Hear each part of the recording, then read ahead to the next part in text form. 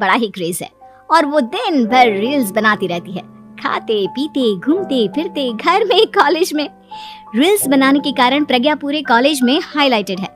जहाँ उसके रील्स सभी को पसंद आते हैं, वहीं मनीषा चिंता में डूबी रहती है। एक रोज जब खाते हुए प्रज्ञा रील्स बना रही होती है, तब मनीषा कहती है, 1 मिनट भी चैन नहीं है इस लड़की को। ये नहीं कि खाना तो आराम से खा ले, लेकिन नहीं, अरे थोड़ी देर रील्स नहीं बनाओगी तो आसमान नहीं टूट पड़ेगा। अरे मम्मी, इसी को तो कहते हैं डिटर्मिनेशन। तुम नहीं समझोगी ये सब। भगवान, इस लड़की को सद्बुद्धि दे। जब देखो तब टेढ़ा बाका मुंह बनाती रहती है।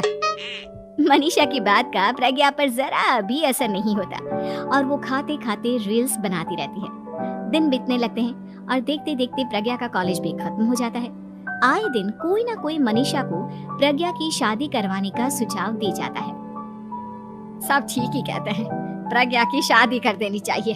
अपने घर के काम काज में व्यस्त हो जाएगी तो खुद ही ये रील्स और नाच गाना बंद हो जाएगा।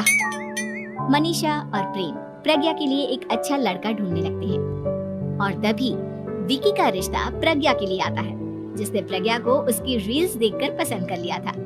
अगले दिन विकी अपने माता पिता के साथ प्रज्ञा के घर पहुंच जाता है और प्रज्ञा साड़ी पहने हाथों में चाय की ट्रे लिए उनके सामने आती है। जब विकी को पसंद है तो हमें भी बहू पसंद है। बहन जी, आप बारात की तैयारी कीजिए। एक बार लड़का लड़की अकेले में बात कर ले तो अच्छा रहेगा।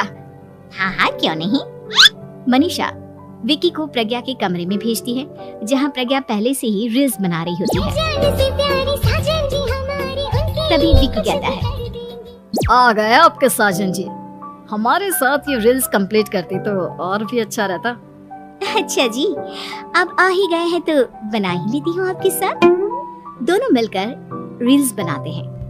जब वी मीट और तुरंत पोस्ट भी कर देते हैं। फिर विकी कहता है, जब आप साड़ी में चाय लेकर आई तब मुझे लगा कि कहीं मैं गलत घर में तो नहीं आ गया।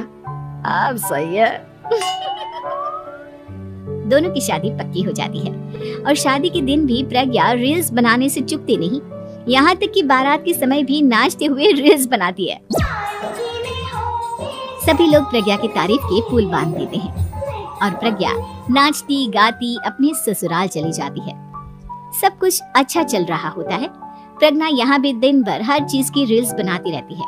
लेकिन कुछ दिनों के बाद जब सुनीता कहती है, बहू, ये रील्स के साथ साथ कुछ काम भी कर लिया करो। वैसे तुझे और क्या क्या बनाना आता है? मम्मी जी, वैसे तो सब कहते हैं कि मैं सब कुछ अच्छा बनाती हूँ, लेकिन मुझे लगता है कि मैं मैगी अच्छा बना लेती हूँ। हाँ, कॉफी भी अच्छा बना लेती हूँ और मुंह तो सबसे अच्छा बना लेती हूँ। हैं? अच्छा अच्छा। सुनीता अपना माथा पकड़ लेती है और कहती है, बहू, कुछ खाना बनाना भी सीख लेती। मम्मी जी, मैं लंबी प्लानिंग कर रही हूँ। जल्दी ही मैं इतनी फेमस हो जाऊंगी कि मुझे पैसे मिलने लगेंगे।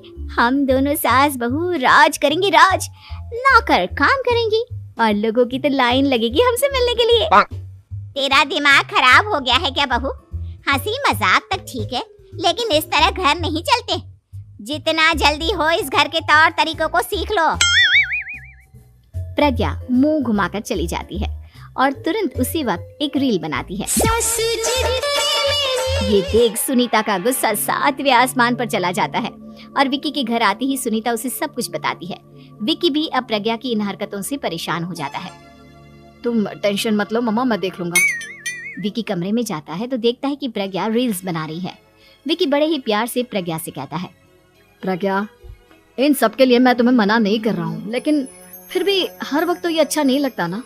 समझने की कोशिश करो, मुझे भी तुम्हारा थोड़ा वक्त चाहिए। मैं जब ऑफिस से आता हूँ तो मुझे समय देने की जगह इसी में लगे रहते हो। तुम ज्यादा ही सोच रहे हो। तुम भी मेरे साथ रील्स बनाओ ना, तुम्हें भी बहुत अच्छा लगेगा। तुम्हें इज्जत से कोई बात समझ में नहीं आती क्या? दिमाग खराब हो गया है तुम्हारा इस चकाचौंध से। अगर तुमने अपना रवैया नहीं बदला तो मैं तुमसे दूर चला जाऊंगा। तुम ही रिश्ता लेकर आए थे, मुझे लड़कों की कमी नहीं थी और ना आज है। विकी दरवाजा पटककर चला जाता है। धीरे धीरे विकी प्रज्ञा से दूर होता जाता है। एक रोज मनीषा प्रज्ञा के ससुराल उससे मिलने जाती है। तब सुनीता उससे कहती है, बहन जी, अब आई हैं तो कुछ दिन यहाँ रहकर जाइएगा, आप ही का घर है। हाँ मम्मी, बहुत दिन हो गए तुम्हारे साथ एक भी रील नहीं बनाई मैंने। प्रज्ञा तुरंत अपने फोन में रील्स ऑन कर लेती है। ये सब मुझसे नहीं होता, तेरा ये भूत अभी तक नहीं उतरा क्या? बहन जी आप कुछ कहती नहीं क्या इसे? जब आप ही कुछ नहीं कर पाई तो मैं कर ही क्या सकती हूँ, सास तो वैसी ही बदनाम है। शाम को घर की लाइट चली जाती है और मनीषा प्रज्ञा से कहती है, मेरे घुटनों में बहुत दर्द हो रहा है, तू लाइट का कुछ इंतजाम करना बेटा। अच्छा कैंडल जला देती हूँ मम्मा। प्रज्ञा गाते हुए कैंडल जलाती है और खिड़की के पर्दे के पास रख देती है। मनीषा जिसे बहुत दर्द हो रहा है वो सो जाती है और प्रज्ञा हमेशा की तरह अपने रील्स में लग जाती है। उधर कैंडल की वजह से पर्दा आग पकड़ लेता है और मनीषा के कमरे में आग लग जाती है। बचाओ, कोई है, बचाओ। सभी भागते हैं और विकी कमरे की आग बुझाने में लग जाता है, लेकिन तब तक मनीषा आधी जल चुकी थी। मनीषा की हालत देख प्रज्ञा रोने लगती है। विकी मनीषा को तुरंत हॉस्पिटल ले जाता है और उसे एडमिट कराता है। विकी प्रज्ञा से कहता है, देख लिया ना, तुम्हारे इस नाच गाने की वजह से आज तुम्हारी माँ की जान जाते जाते रह गई। अब पता नहीं तुम और क्या चाहती हो। उधर डॉक्टर कहते हैं, इनकी हालत बहुत नाजुक है, आधे से ज्यादा जल चुकी है। प्रज्ञा रोती हुई मंदिर में जाती है और भगवान के आगे जाकर कहती है, भगवान मेरी माँ को ठीक कर दो, मैं कसम खाती हूँ हाथ से ये रील्स बनाना छोड़ दूंगी, बस मुझे मेरी माँ वापस मिल जाए। 2 दिन बीत जाते हैं और मनीषा खतरे से बाहर आ जाती है। पेशेंट अब ठीक है, आप लोग उनसे मिल सकते हो। सब कोई मनीषा से मिलता है और प्रज्ञा सबके सामने अपना फोन तोड़ देती है। मुझे माफ कर दो मम्मा, मैंने तुम लोगों की बातों को नजरअंदाज किया। बेटा कोई भी चीज जरूरत से ज्यादा खराब है। मैंने तुम्हें रील्स बनाने से कभी मना नहीं किया, लेकिन हर वक्त एक ही चीज तो सही नहीं है। मैं समझ गई हूँ मम्मा, आई एम सॉरी। प्रज्ञा उस दिन से रील्स बनाना छोड़ देती है और पूरी तरह से अपने घर